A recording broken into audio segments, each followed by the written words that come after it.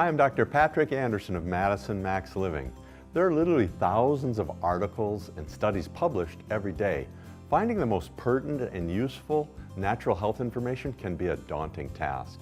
It's easy to be overwhelmed with the volume of information and difficult to know what to do next. On Max Living, we'll filter these articles and studies to bring you and your family the best natural healthcare news. Join co-host Stacy Hansen and myself coming up next.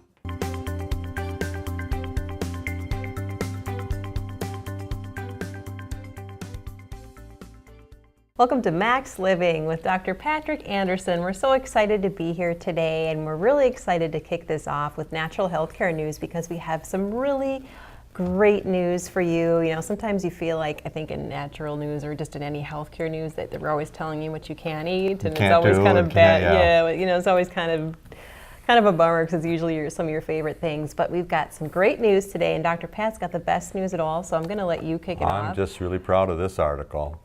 It's go ahead, treat yourself. Dark chocolate improves memory and reduces stress. So dark chocolate's even better for you than you previously thought. This is great news. And this is from Healthline. And researchers say eating dark chocolate can change your brainwave frequency, providing benefits in memory improvement and stress reduction. Isn't that amazing? Yeah. And we know that it's known to be healthy. It's a very healthy indulgence, but it's packed with fiber and antioxidants, which helps prevent cell damage from free radicals, which we all produce. And it may lower the risk of cardiovascular disease, improve blood flow, and lower blood pressure. It's like a miracle food, and it tastes amazing. Yes. Now a study from Loma Linda University Health in California just recently has shown its effect on brain waves. Dr. Lee Burke, Associate Dean of Research at Loma Linda University, was studying 48-gram bars of dark chocolate, 70% cacao, and pointed out that they changed the brainwave frequency, increasing the gamma waves, which he says are the highest frequency and associated with the highest level of cognitive processing for memory and recall. And gamma waves address complex functions like information processing, improving memory, and decreasing stress. So you could take have a piece of chocolate before you take a test or something. Possibly. You know, or do something, a big speech at work or something. Dr. Burke says enhances neuroplasticity. It's that ability of the brain to change and develop. And it happens within a half an hour of eating the chocolate, and it lasts for several hours. Wow. And now I imagine, though, you've got to be careful with the sugar. So we're talking chocolate here, but we're talking dark, and you're talking specifically 70% or higher. 70%, and they say the goal here is to hit 85%, because the more chocolate, then the lower the sugar, because that's what you want to try to avoid is the sugar. But if you've had 90% chocolate, try it sometime. I dare you. or the cocoa nibs themselves. that would be tough. And it says as human beings, we tend to lose cognitive processes and optimal cognitive thinking, processing, and memory and recall.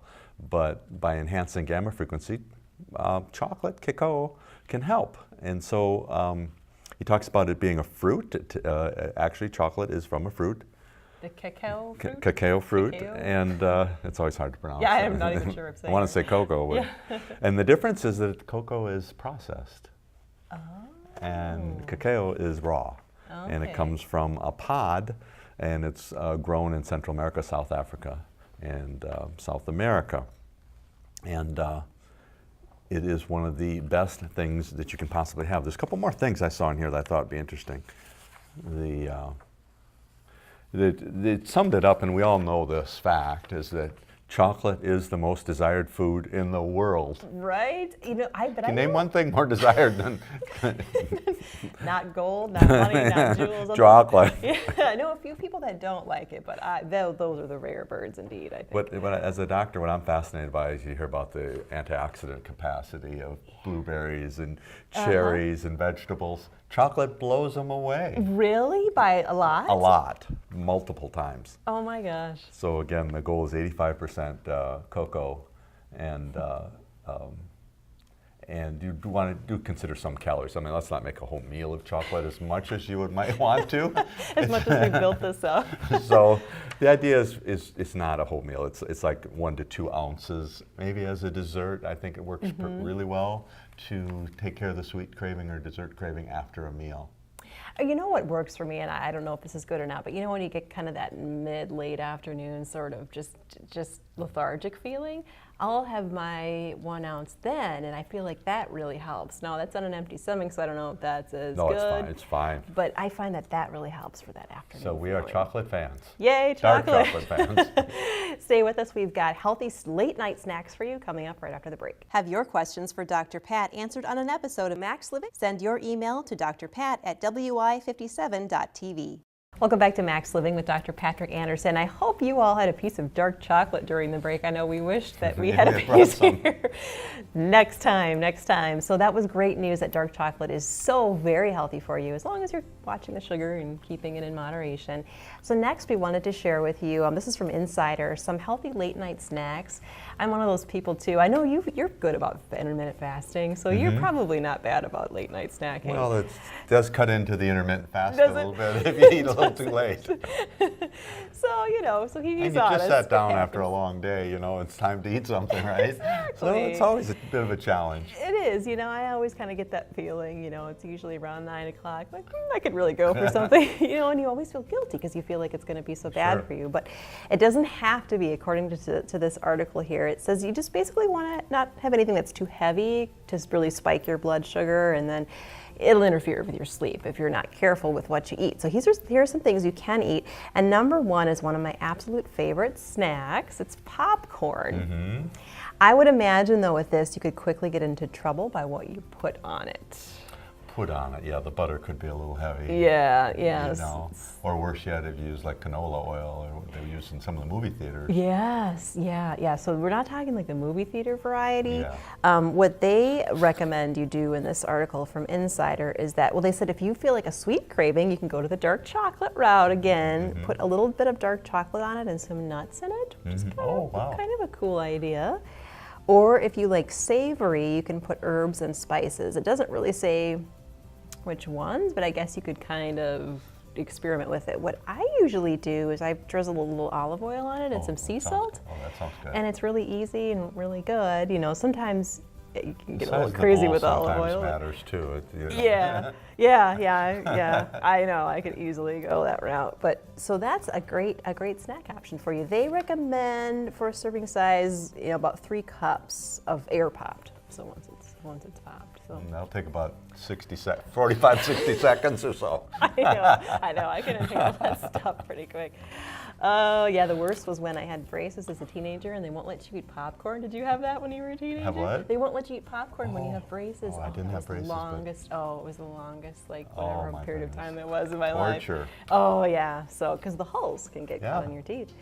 So anyway, that's number 1. Number 2 is strawberries and dark chocolate again. See, they keep working that in there. This, I think, is a great idea. They said do about an ounce, again, of the dark chocolate with about a half a cup of strawberries and eat that together. And they're so high in nutrients, anti-cancerous, anti-inflammatory, antioxidants. Strawberries is just a powerful food, but they're really something you got to watch out for is make sure you get organic strawberries because they're like one of the highest on pesticides. Oh, wow.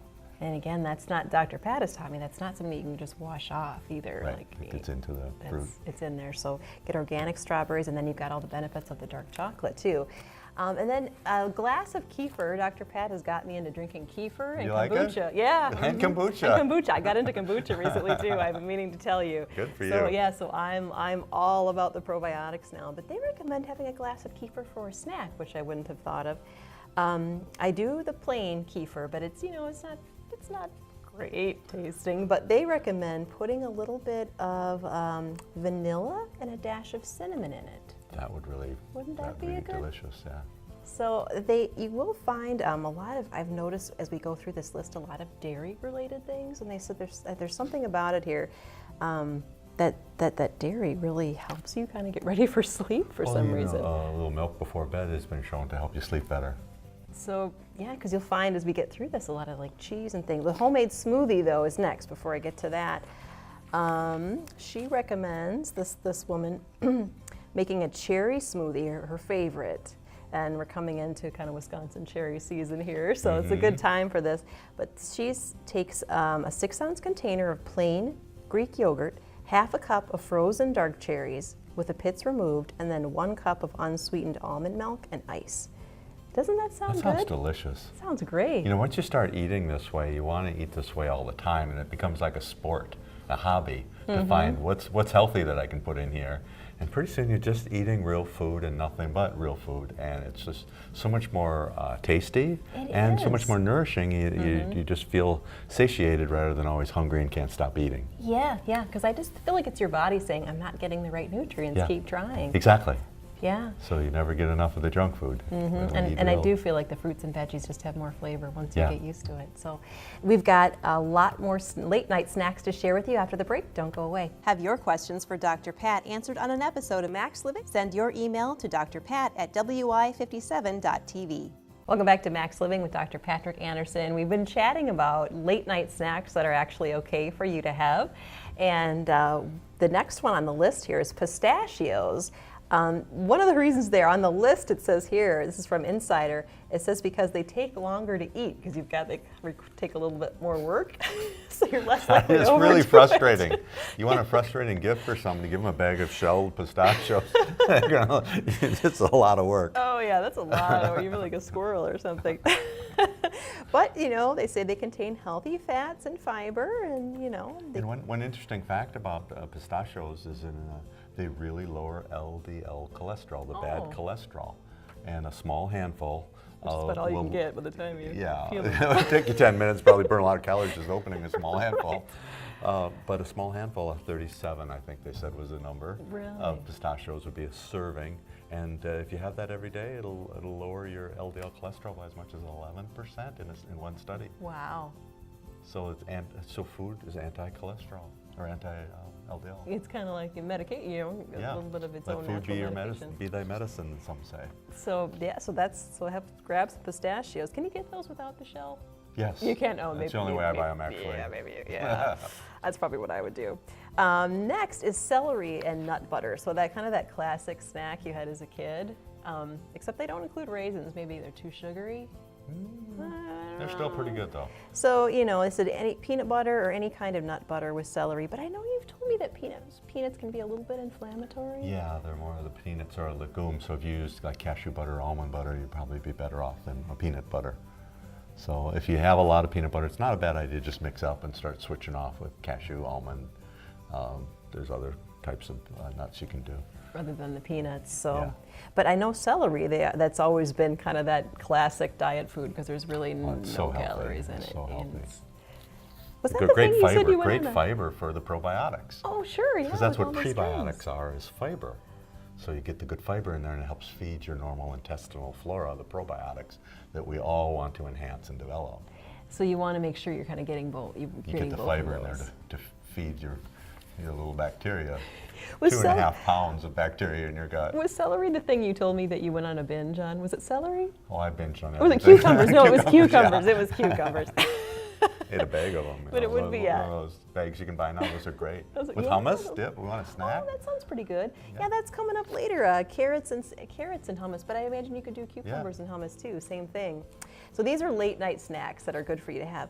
Cheese and a piece of fruit. That's kind of always been a classic for me. That gives you that savory and sweet combo, and you get the balance, that ideal snack balance of carbs, fat, and protein.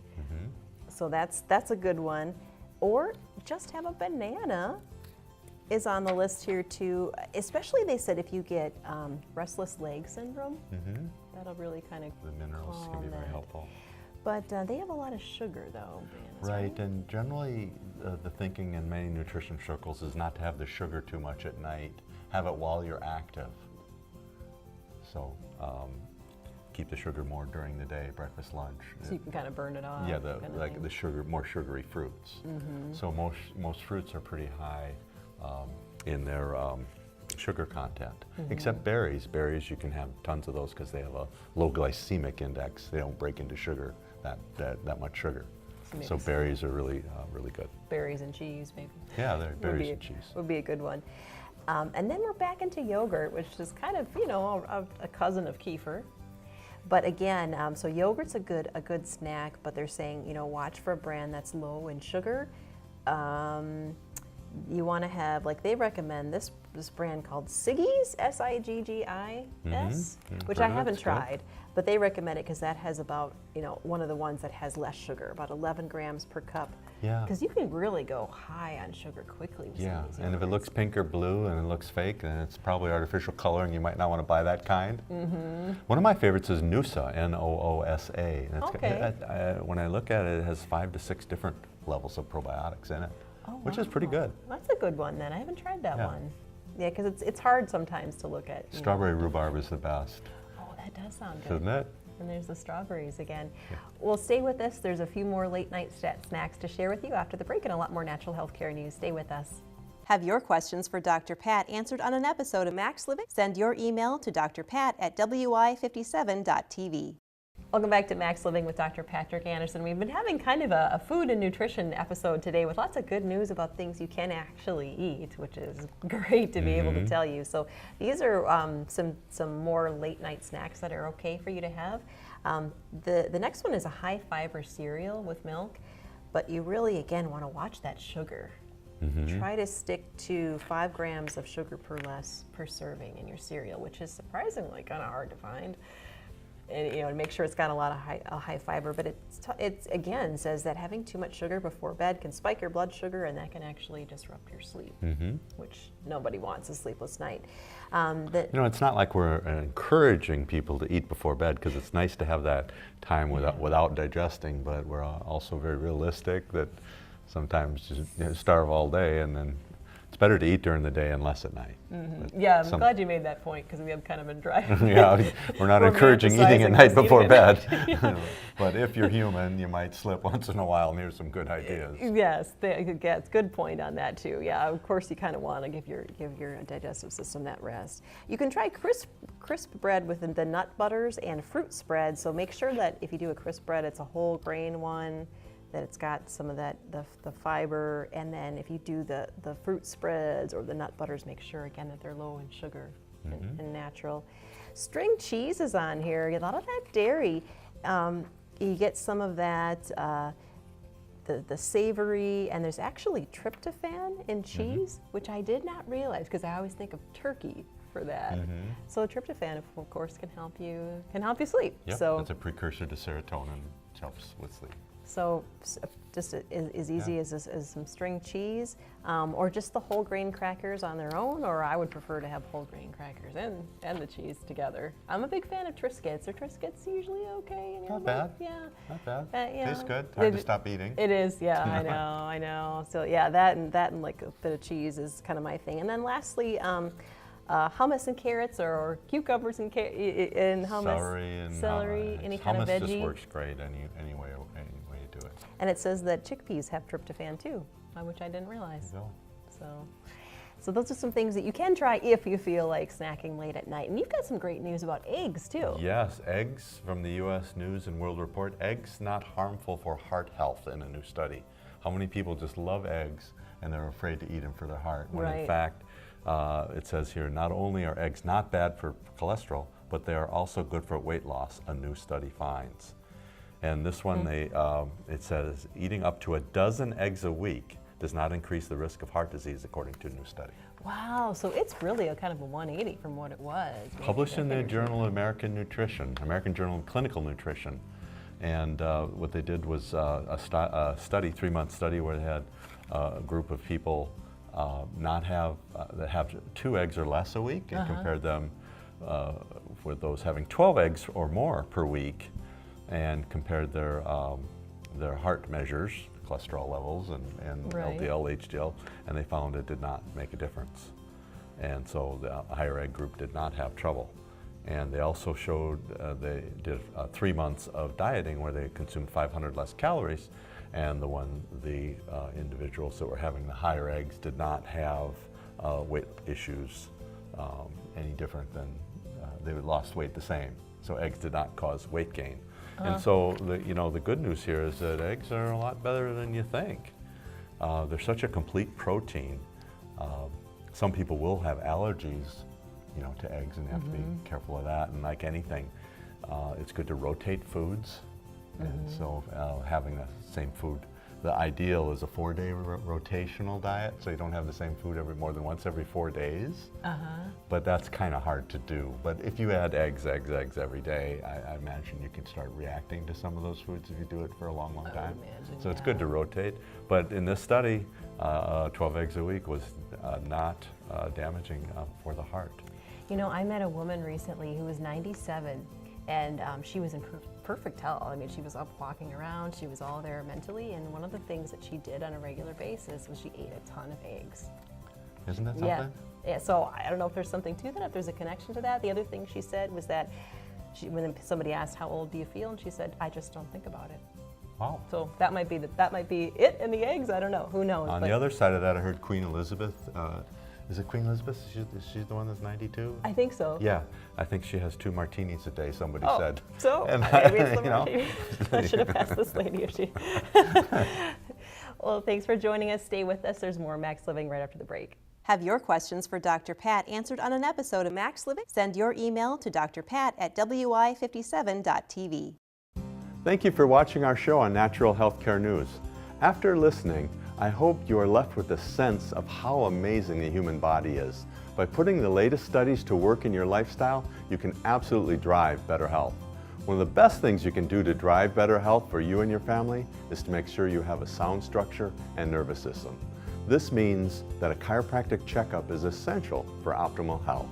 Call 608-833-1282 for a checkup appointment today. For Max Living, I'm Dr. Patrick Andersen.